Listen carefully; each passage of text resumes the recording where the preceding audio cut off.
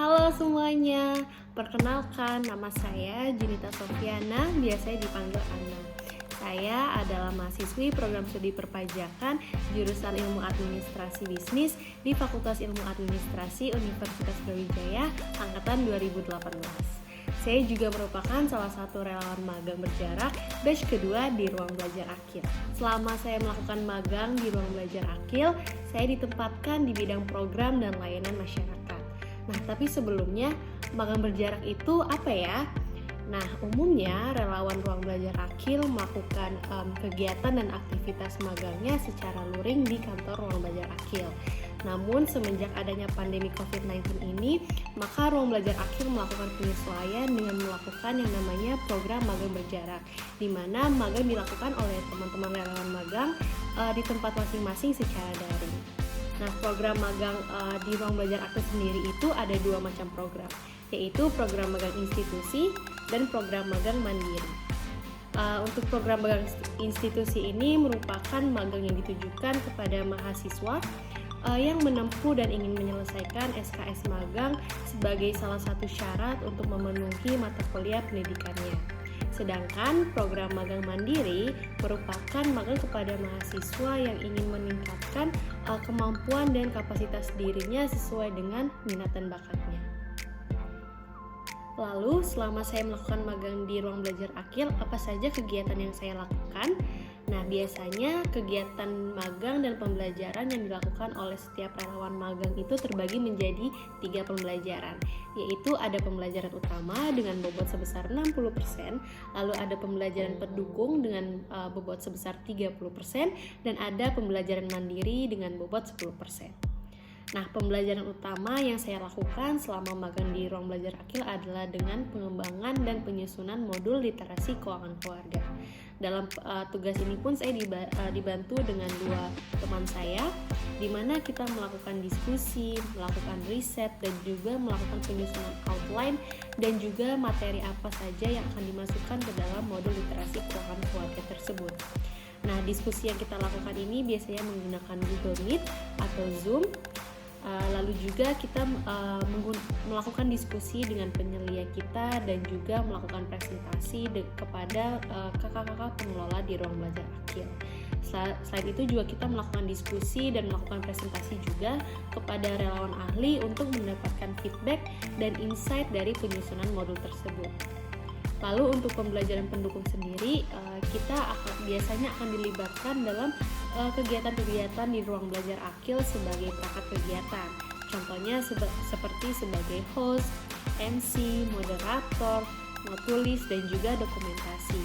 Nah, kegiatan-kegiatan yang saya pernah terlibat di dalamnya itu ada seperti sesi enlightenment, group coaching, lokakarya, science fair atau pameran sains, dan festival Ria Keluarga.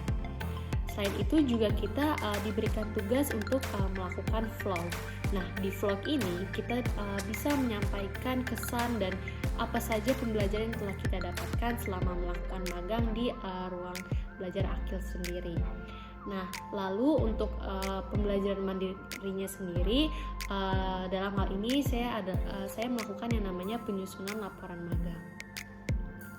Teman-teman tahu nggak sih kalau salah satu kunci sukses untuk kita nanti itu adalah dengan memiliki good habits atau kebiasaan yang baik.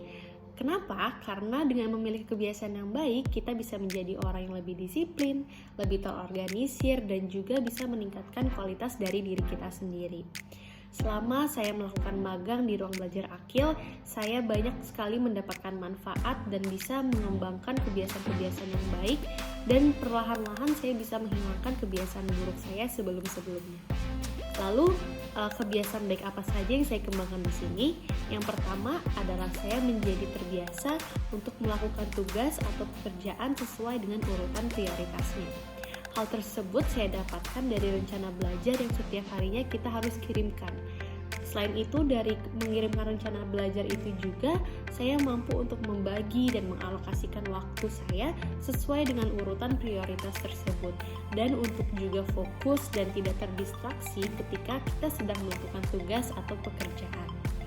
Selain itu, selama magang di ruang belajar Akil juga, saya mampu menghilangkan kebiasaan buruk saya yang lainnya, salah satunya seperti begadang. Kenapa? Karena kita itu mulai masuk jam kerja di jam 7.50 pagi, sehingga menurut saya kita perlu istirahat yang cukup untuk bisa bekerja dengan maksimal di esok harinya. Namun, sebelum akhirnya saya bisa mengembangkan kebiasaan-kebiasaan baik tersebut, saya pun memiliki beberapa tantangan dan melakukan yang namanya proses adaptasi. Kenapa? Karena magang yang saya lakukan ini dilaksanakan secara daring dan berjarak. Bagi saya sendiri, ketika ada hal-hal yang harus dikonfirmasi atau harus ditanyakan terlebih dahulu kepada kakak pengelola di ruang belajar Akil, di situ ada tantangannya. Kenapa?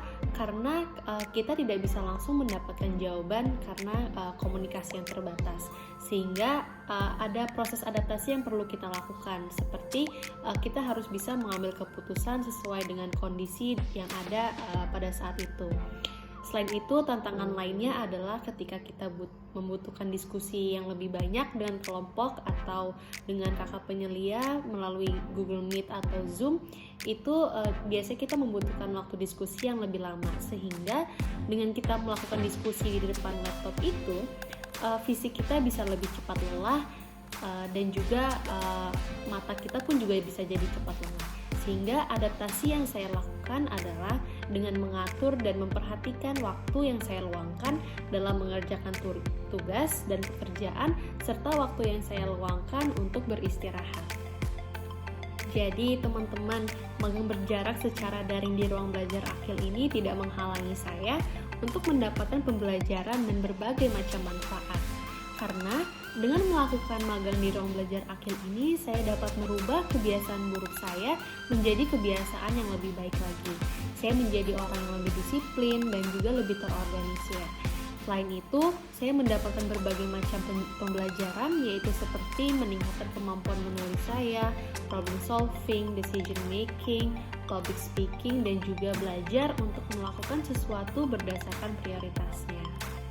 Saya ingin mengucapkan banyak terima kasih kepada Ruang Belajar Akil karena sudah memberikan kesempatan kepada saya untuk melakukan magang, dan juga saya ingin mengucapkan terima kasih banyak kepada kakak-kakak pengelola di Ruang Belajar Akil yang sudah bersedia membimbing saya dari awal sampai akhir magang.